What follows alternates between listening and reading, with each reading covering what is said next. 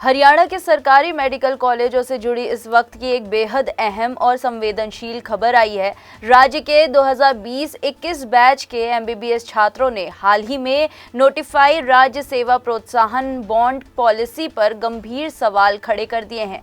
छात्रों का कहना है कि उन्हें इस बॉन्ड नीति के तहत सहमति मांगी जा रही है, लेकिन सेवा शर्तों को लेकर कोई स्पष्ट लिखित दिशा निर्देश उपलब्ध नहीं कराए गए हैं। सबसे अहम बात यह है कि छात्र खुद साफ कह रहे हैं कि वे सरकारी सेवा के विरोधी नहीं हैं, बल्कि वे पारदर्शिता, पूरी जानकारी और निष्पक्ष नियमों की मांग कर रहे हैं। नमस्कार, स्वागत है आपका day to day news Bharat पर और मैं हूं आकांक्षा परिहार।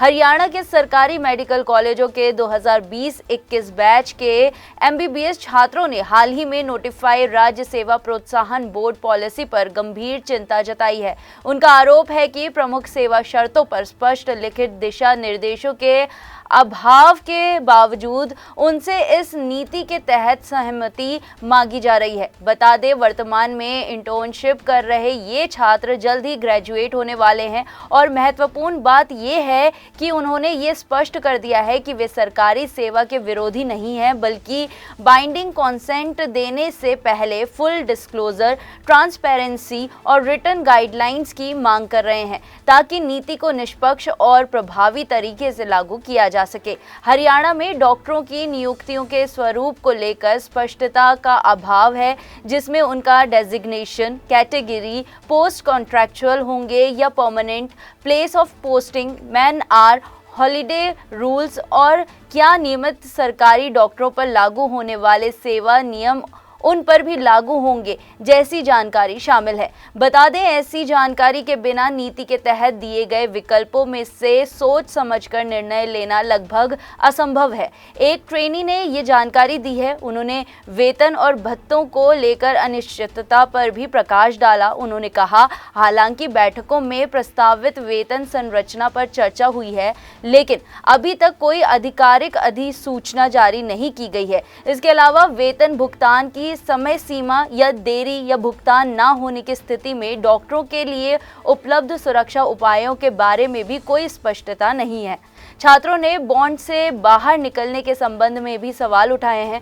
उन्होंने बॉन्ड राशि के भुगतान की प्रक्रिया, किश्तों में भुगतान की अनुमति और सरकार द्वारा 1 वर्ष के भीतर रोजगार प्रदान करने में विफल रहने की स्थिति में मुआवजे के प्रावधान के बारे में स्पष्टता मांगी है।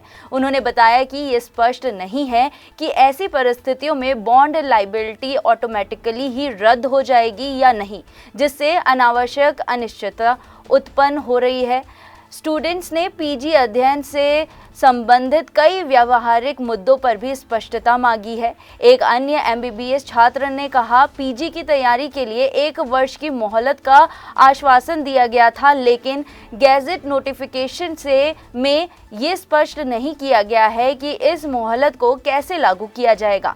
हम ये जानना चाहते हैं कि एमबीबीएस बॉन्ड और पीजी कॉम्प्लीशन बॉन्ड से उत्पन्न होने वाले परस्पर विरोधी दायित्वों का समाधान कैसे किया जाएगा।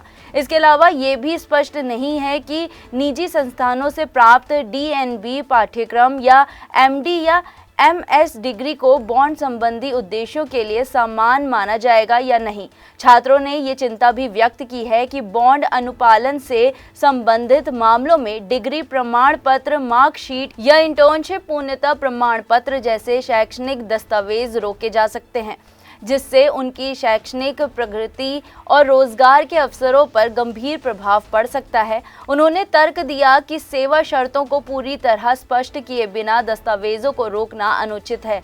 इसके अलावा छात्रों ने सेवा के दौरान चिकित्सा कानूनी सुरक्षा, मेडिकल काउंसिल, पंजीकरण, अन्य राज्यों में करियर बनाने के लिए अनापत्ति प्रमाण पत्र यानी कि एनओसी प्राप्त करने की प्रक्रिया और क्या बॉन्ड सेवा को वैध अनुभव के रूप में मान्यता दी जाएगी या state post graduate admission, HCMS भर्ती या वरिष्ठ पदों में इसका कोई महत्व होगा, ये संबंधित मुद्दे उठाए हैं। कुल मिलाकर हरियाणा के एमबीबीएस छात्र सरकारी सेवा से भाग नहीं रहे हैं, बल्कि वे स्पष्ट नियम, लिखित दिशा निर्देश और पारदर्शी व्यवस्था चाहते हैं। अब देखना ये होगा कि हरियाणा सरकार छात्रों के इन जायज़ चिंताओं पर कब और कैसे स्पष्ट जवाब देती है।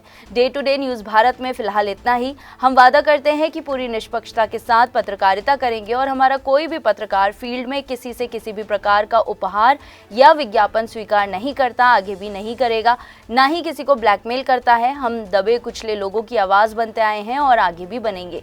देश और दुनिया की ताज़ा खबरें जानने के लिए देखते रहिए day to day news Bharat और हमारे चैनल को लाइक, शेयर और सब्सक्राइब करना ना भूलें।